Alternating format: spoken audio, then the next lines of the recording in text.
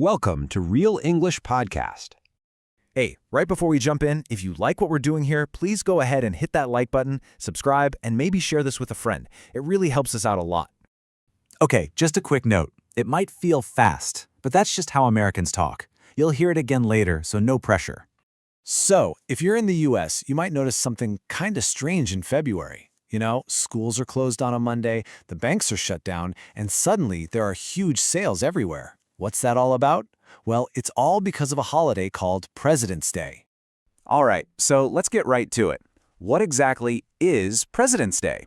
Well, it's pretty simple. It's always on the third Monday of February, and it's what we call a U.S. federal holiday. Now, here's a cool little fact. It actually started out as a day just to celebrate George Washington, the first president. But today, it's grown to be about honoring all the U.S. presidents. Okay, let's learn a couple of words that'll help you talk about this. First up is federal holiday. You're going to hear this one a lot.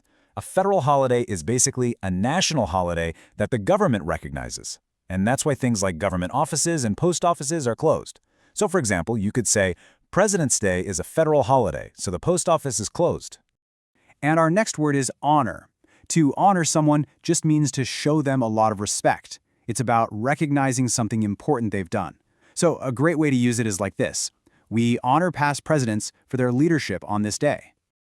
All right, now for my favorite term, long weekend. I mean, who doesn't love a long weekend?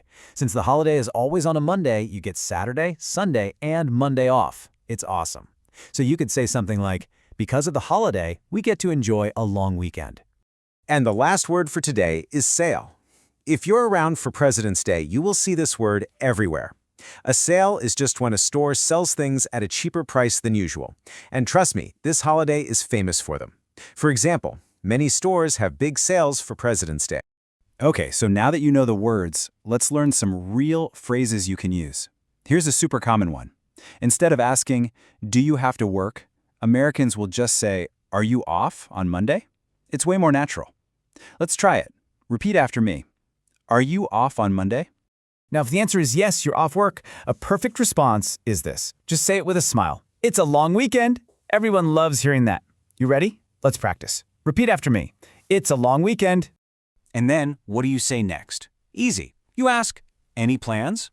This is just a simple way to ask someone what they're going to do. Okay, your turn. Repeat after me. Any plans? All right, let's see how these phrases work in a real conversation. It's super simple. Person A might ask, are you working on Monday? And person B could say, nope, it's President's Day, I'm off. Then person A says, nice, any plans? And the answer could be something like, just relaxing, maybe checking out some sales. See, super easy, super natural.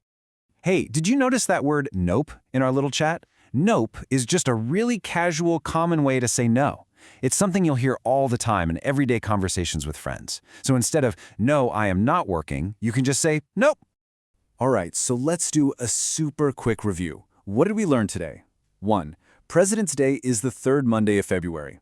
2. It started out honoring just George Washington, but now it's for all U.S. presidents. And 3. It creates a long weekend with some really big sales. Simple as that. So there you have it. That's President's Day in a nutshell.